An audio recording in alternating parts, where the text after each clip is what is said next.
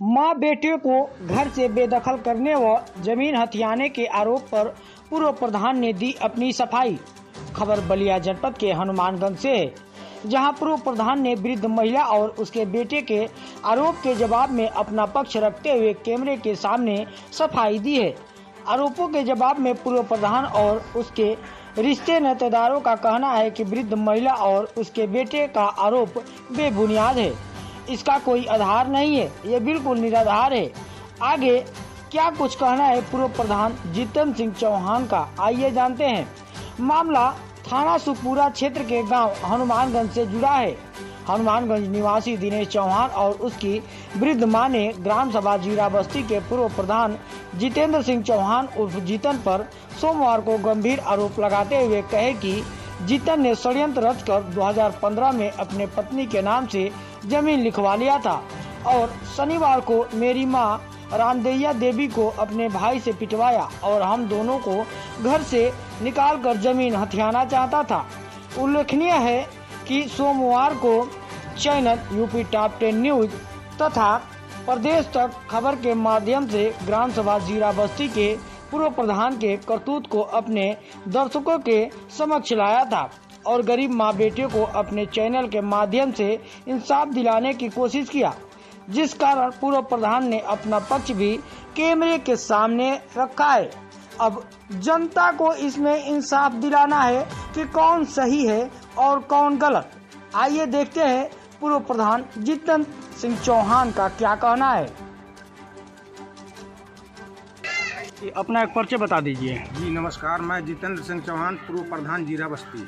प्रधान जी, एक आप पर आरोप लग रहा है कि आप जमीन में कुछ धांधली की हैं यहाँ पर, जो कि डीह की जमीन है और आप गाटा संख्या बताकर रजिस्ट्री करा लिए हैं। जी, ऐसा आरोप है, आप क्या कहना चाहेंगे? जी ऐसा कुछ नहीं है, बिल्कुल वो आरोप निराधार है, उसका कोई आधार नहीं है सर।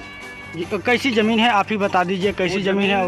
वो जमीन पहले शिव जी के नाम से थी, लेकिन ये पूरे आबादी को देखते हुए यहाँ सरकार ने इसको आबादी घोषित कर दिया जी। और उस आबादी में उस परिवार के लोग जो हमारे फूलन नाना थे, उनके 5 लड़के 6 लड़के और उन 6 लड़कों में ये 5वें नंबर के लड़के हैं लूटा चौहान, जो गुजर गए थे, बहुत पहले गुजर गए थे, जिनके लड़के हैं दिनेश चौहान।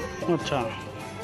और उनकी लूटा चौहान की पत्नी रामदैया देवी। अच्छा, हाँ जी जी, ये बहुत परेशान थे लोग और बहुत परेशानी में आने के बाद ये लोग किसी जीरे बस्ती के किसी व्यक्ति से पैसा ले लेते जिनका नाम विनय तिवारी है। अच्छा। और विनय तिवारी जी उनके पूरे जमीन को लूटने के चक्कर में पड़े थे। यही गांव के मानिंद लोग जैसे मोहन चौहान जी हैं, गुलाब चौहान जी हैं, ये लोग आए हमारे यहाँ, प्रेमी चौहान जी, सभी लोग जुट करके आए और कहे कि प्रधान जी इसको बचा लीजिए, नहीं तो इसकी ज़मीन चली जाएगी। जी सर, उस वक्त मैं इनको 30,000 रुपया दे दिया और ये कह करके दिया कि ये पैसा 6 से 8 महीने 1 साल भर में तुम मुझे वापस कर देना, लेकिन ये पैसा मुझे वापस नहीं किए।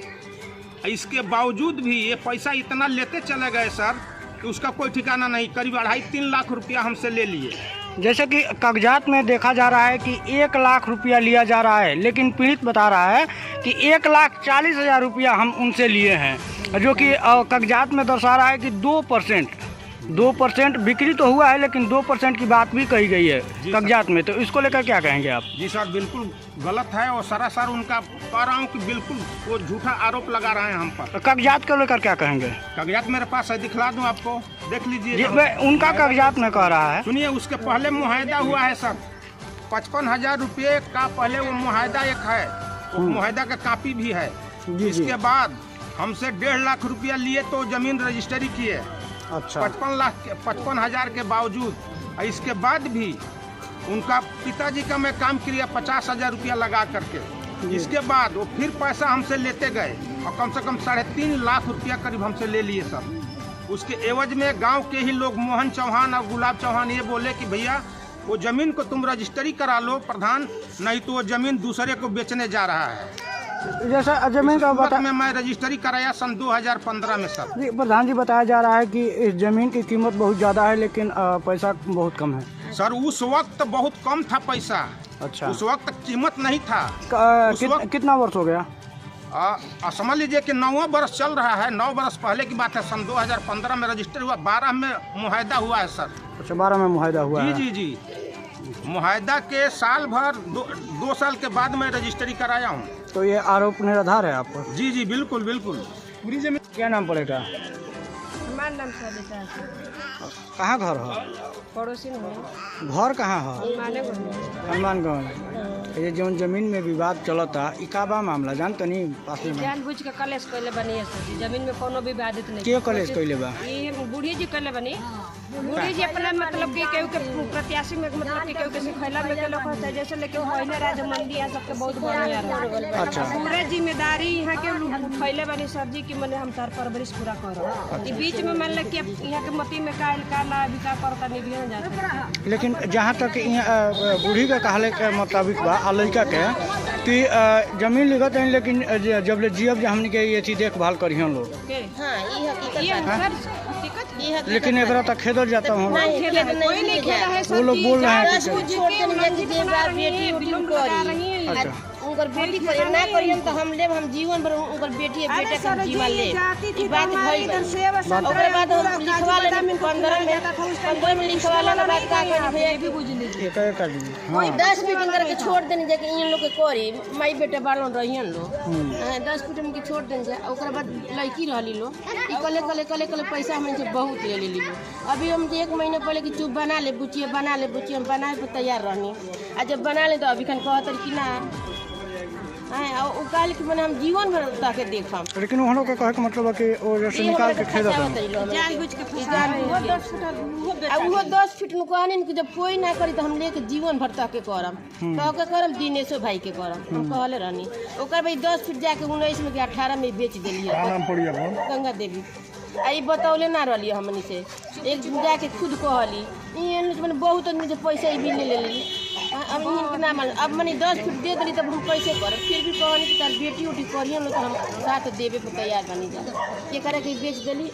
कल्लू नाम बाटे उ करे के बेचले बड़ी तो उनका कहे का मतलब है कि पलान डालो होगा आप आके उजाड़ दे बनी आपके एक आदमी के बेच के फिर दोबारा बेच देली। इन लोग से भी पैसा ले ले बड़ी उनको भी पैसा ले ली। तब हम बनाए में हमारे 2-3 को बेटा बड़ हम बनाए में तो हमारे बेटा बेटी कहाँ जाइए तुम बताइए। तब तो राती जाके पैसा ले। अपना नाम बताएं। क्या जनरल चौहान कहाँ के रहने वाले हैं? स्वास्थ्य। आज यहाँ पर कैसी बैठक की गई है, क्या है मामला? ये चकबंदी की समस्या को लेकर के वहाँ हम लोगों के आने जाने का रास्ता कभी नहीं है, एक दिशा नहीं है। हम लोग 7 किलोमीटर घूम करके जो है गणवा जाते हैं। अच्छा, कौन सा गांव का है मामला? ये सासपुरा का मामला है। और कौन सा ब्लॉक पड़ता है? ब्लॉक गणवार पड़ता है। अच्छा, मौजा सासपुरा पड़ता है। ग्राम सभा जो है हरिपुर पड़ती है। जी, तो आज बैठक हुआ तो कौन से अधिकारी आए थे, क्या निर्णय लिया गया, क्या कुछ? इसमें जो है चकबंदी कानगो, चकबंदी लेखपाल यही लोग आए थे। जनता और मेंबर सभी लोग इकट्ठे थे यहाँ। कम से कम जो है 150 आदमी यहाँ मौजूद थे।